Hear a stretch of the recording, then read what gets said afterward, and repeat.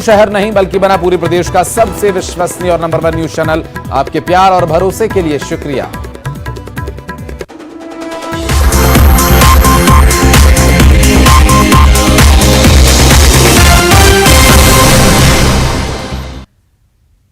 नमस्कार, मैं हूं आशीष त्रिपाठी आपके साथ और बुलेटिन की शुरुआत इस वक्त की बड़ी खबर से आपको बता दें। जबलपुर से बड़ी खबर आ रही है। शराब दुकानों के खिलाफ बीजेपी विधायक का आंदोलन। शराब दुकानों पर महिलाओं ने धावा बोल दिया और रांची के मोहनिया में महिलाओं ने पथराव किया।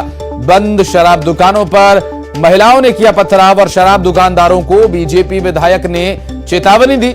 शराब दुकान नहीं खोलने की चेतावनी दी गई है। दरअसल विधायक अशोक रोहाणी ने शराब दुकानों में ताला लगाया और महिलाओं ने विरोध जताते हुए बंद शराब दुकानों पर हमला कर दिया और शराब की दुकानों पर महिलाओं का पथराव, हल्ला बोल। दरअसल शराब दुकानों को बंद किए जाने की मांग महिलाएं यहां पर कर रही हैं। आपको बता दें कि शराब की दुकानों के खिलाफ बीजेपी विधायक का यह आंदोलन है। शराब दुकानों पर महिलाओं ने धावा बोल दिया। रांची के मोहनिया में महिलाओं ने शराब की दुकानों पर पथराव कर दिया और बंद शराब की दुकानों के शटर पर दरअसल पत्थर फेंके, डंडों से किस तरह हमला किया, तस्वीरें आप देखिए। शटर पर डंडों से हमला कर विरोध जताया महिलाओं ने।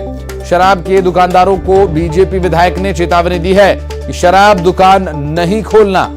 विधायक अशोक रोहाणी ने शराब की दुकानों पर ताला लगवाया।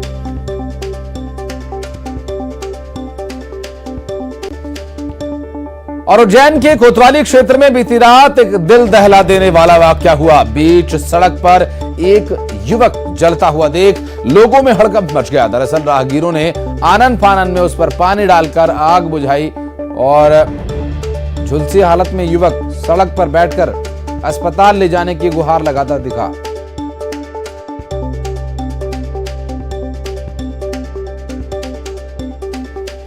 लोगों ने ऑटो की मदद से उसे अस्पताल पहुंचाया, लेकिन 90% जल जाने की वजह से उसे इंदौर के लिए रेफर किया गया। और इस दौरान वो कभी पुलिस कर्मचारियों पर जलाने का आरोप लगाता तो कभी ये कहता कि उसे नहीं मालूम कि उसे किसने जलाया।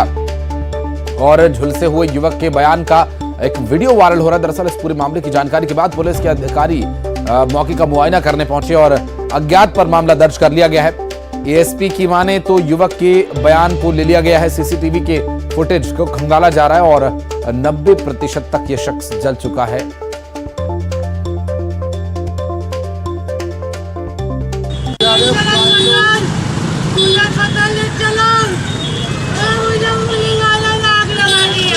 एक जने ने सफारी सूट पहन रखा था काले कलर का। जानता है उनको? हाँ, बुढ़ा था मैंने उसका पंचा खींच दिया। चाचा क्या जान दो।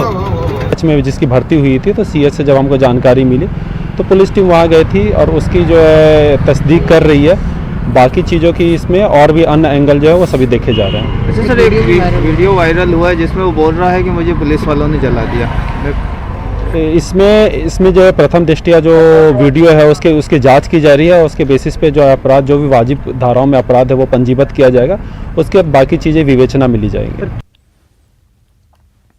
और भिंड में ऑफिसर कॉलोनी के सामने दो पक्षों के बीच विवाद हो गया और जिसके बाद वहां गोली चली और गोली चलने का भी सीसीटीवी वीडियो सामने आ रहा है।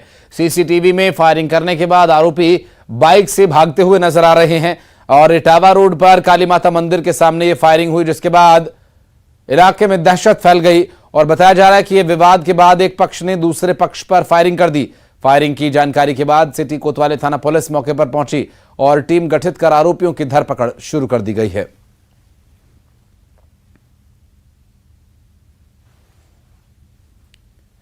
और अगली बड़ी खबर सुकमा से, जहां नक्सलियों और पुलिस कर्मचारियों के बीच मुठभेड़ हो गई।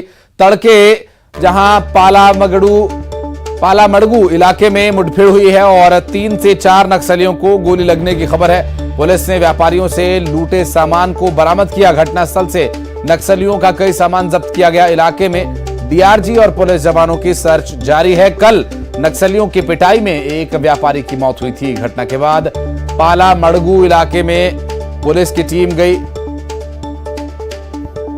और कार्रवाई को अंजाम दिया गया। दरअसल पालामड़गू इलाके में पुलिस की टीम गई और घटना के बाद यहां पर सर्च किया गया और नक्सलियों और पुलिस के बीच मुठभेड़ हुई। तड़के सुबह पाला मड़गू इलाके में मुठभेड़ के बाद 3 से 4 नक्सलियों को गोली लगने की खबर आई। दरअसल पुलिस ने व्यापारियों से सामान जो लूटा गया था नक्सलियों की तरफ से उसे बरामद किया है और घटनास्थल से नक्सलियों के कई सामान को जब्त किया गया। इलाके में डीआरजी और पुलिस जवानों की सर्च जारी है। कल नक्सलियों की पिटाई में एक व्यापारी की मौत हो गई थी और घटना के बाद पाला मड़गू इलाके में पुलिस की टीम गई थी।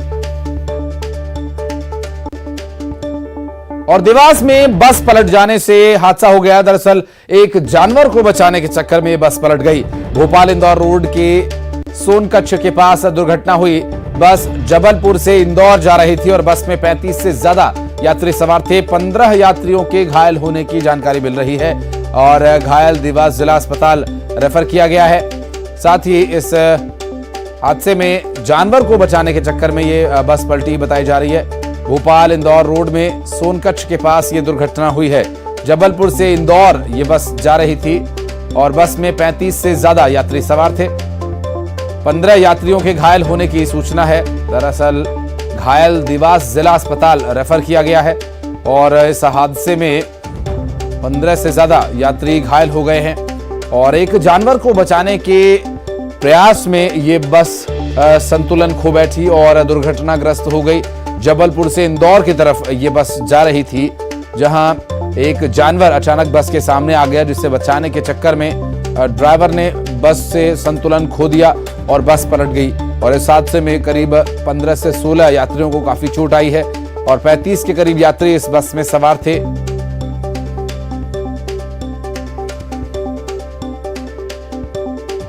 और जांजगीर चांपा से बड़ी खबर आपको बता दें, जिला जेल में कैदी का फंदे से लटकता शव पाया गया। जेल के अंदर फांसी के फंदे पर लटका मिला शव। मृतक कैदी का नाम बनवारीलाल कश्यप बताया जा रहा है। जांजगीर पुलिस इस पूरे मामले की जांच में जुटी हुई है। रेप के मामले में ये 20 साल की सजा काट रहा था और जेल में फंदे से लटकता इसका शव पाया गया और इस पूरे मामले को लेकर अब पुलिस जांच कर रही है। दरअसल जांजगीर पुलिस इस मामले में जांच के बाद कुछ कह पाने की स्थिति में होगी ऐसा कहा जा रहा है। अभी तक इस पूरे मामले में जेल में जो कैदी के फंदे पर लटकते शव पाए जाने की घटना सामने आई है। अब पुलिस अभी इस मामले में जांच और छानबीन की बात कह रही है और दरअसल ये जो कैदी फंदे से लटकता पाया गया ये रेप के मामले में 20 साल की सजा काट रहा था। और जबलपुर पुलिस ने मिलावटी घी बनाने वाली फैक्ट्री का भंडाफोड़ किया। आपको बता दें कि गोहलपुर के नर्मदा नगर और मदार टेकरी में कार्रवाई के दौरान 35 किलो 250 ग्राम अमानक घी, नकली घी बनाने के सामान, पैकिंग पॉलिथीन जब्त किए गए। साथ ही पुलिस की माने तो मुखबिर की सूचना पर यह कार्रवाई की गई। ये लोग रिफाइंड ऑयल और वनस्पति घी और घी के एसेंस को मिलाकर अमानक घी बनाते थे और फिर उसे 200 से 300 रुपए प्रति किलो में बेच दिया करते थे। पुलिस ने 2 लोगों के कब्जे से नकली घी जब्त कर उसके सैंपल्स जांच के लिए भेजे हैं।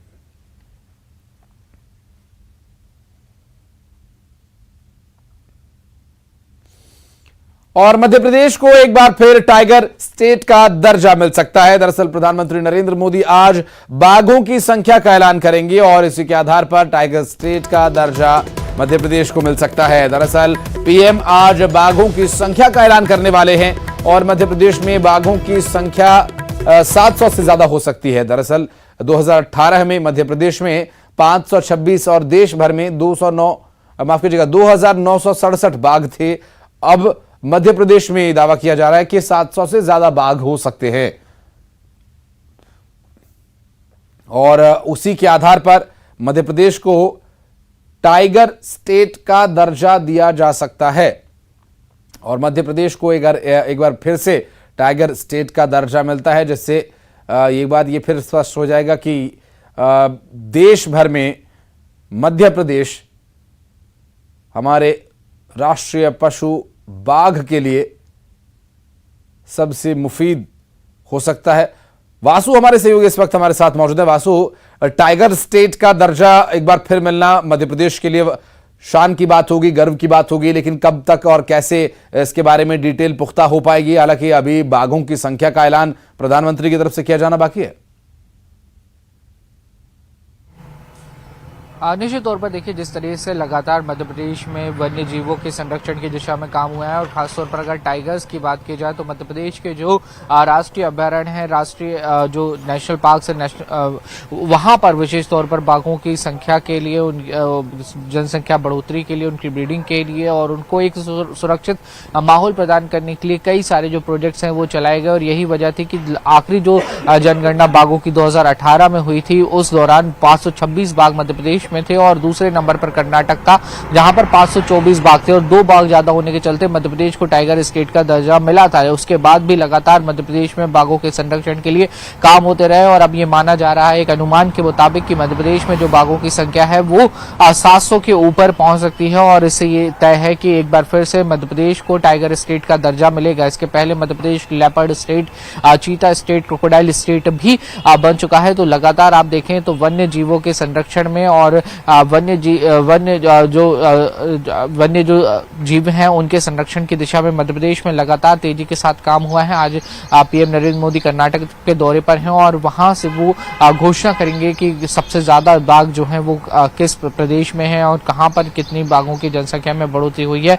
तो निश्चित तौर पर मध्य प्रदेश को अगर फिर से एक बार टाइगर स्टेट का दर्जा हासिल होता है तो ये प्रदेश के लिए काफी बड़ी बात भी होगी, क्योंकि हमने देखा कि कूनो में जब चीता प्रोजेक्ट आया तो उसके चलते मध्य प्रदेश में वाइल्ड लाइफ पर्यटन जो है वो काफी ज्यादा बढ़ा था और अगर टाइगर स्टेट भी मध्य प्रदेश बनता है तो कहीं ना कहीं इससे मध्य प्रदेश का टूरिज्म जो है वो बढ़ेगा। अगर मुख्य तौर पर बात किया जाए तो Kanha national forest, Bandhavgarh tiger reserve, Pench national park, ये मुख्य पार्क हैं जहां पर लगातार बाघों की संख्या में जो बढ़ोतरी है वो देखी गई है। और कई बार ऐसा देखा गया है कि जो फॉरेस्ट के अलावा बाहर के बफर जोन्स होते हैं, जो रिजर्व जोन्स होते हैं, वहां पर भी मध्य प्रदेश में जो टाइगर्स हैं वो पाए जाते हैं। और इस बार बाघों की जनगणना के लिए हाईटेक इक्विपमेंट्स का, हाईटेक सॉफ्टवेयर्स का जो है इस्तेमाल किया गया है। पग मार्क्स को चिन्हित करने के लिए और एनहेंस्ड टेक्नोलॉजी का इस्तेमाल किया गया है ताकि एक जो स्पष्ट जनसंख्या है बाघों की वो निकलकर सामने आ सके। और इस पूरे माध्यम से न सिर्फ मध्य प्रदेश में बल्कि पूरे देश भर में बाघों की गणना की गई है। तो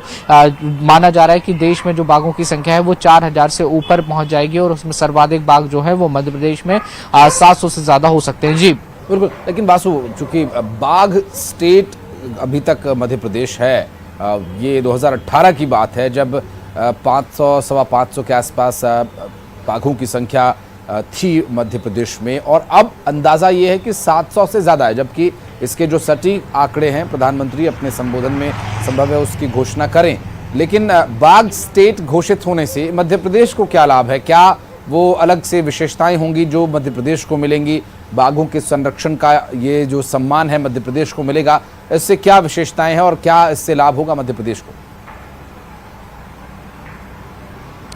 निश्चित तौर पर देखिए, बड़े पैमाने पर मध्य प्रदेश को इससे लाभ होने जा रहा है, क्योंकि जब आप वाइल्ड लाइफ की बात करते हैं तो मध्य प्रदेश ने पूरे देश ही नहीं बल्कि दुनिया में अपनी एक अलग छवि बनाई है, एक अपना अलग मुकाम हासिल किया है। अगर आप टूरिज्म रेट को देखें तो मध्य प्रदेश में जो टूरिस्ट आते हैं वो सबसे ज्यादा वाइल्ड लाइफ को देखने, वाइल्ड लाइफ को एंजॉय करने आते हैं। यहाँ पर जो बड़े बड़े फॉरेस्ट हैं और उसमें जो विभिन्न प्रकार के जीव जंतु और वन्य जो पदार्थ हैं वो पाए जाते हैं, वो एक कहीं ना कहीं टूरिस्ट के लिए आकर्षण का केंद्र होता है। और जिस तरीके से जो कैट कैटेगरी में अगर हम बात करते हैं, जो एनिमल्स आते हैं उनके लिए मध्य प्रदेश एक घर बनकर उभरा है और home to tiger Madhya Pradesh को कहा जाता है। आप देखिए, टाइगरों की जनसंख्या मध्य प्रदेश में लगातार बढ़ी है, चीतों की संख्या जो है वो बढ़ी है, लेपर्ड स्टेट मध्य प्रदेश में है और इसके साथ ही आप देखेंगे कि तो क्रोकोडाइल और अन्य जो वन्य प्राणी हैं उनके लिए भी मध्य प्रदेश एक मुनासिब जगह बनकर सामने आया है। और अगर टाइगर स्टेट एक बार फिर से बनता है तो कहीं ना कहीं ये पूरी देश और दुनिया में अपील करेगा कि मध्य प्रदेश की जो वाइल्ड लाइफ है वो अपने आप में काफी मायने रखती है, काफी खास है और इससे टूरिज्म काफी ज्यादा बढ़ेगा।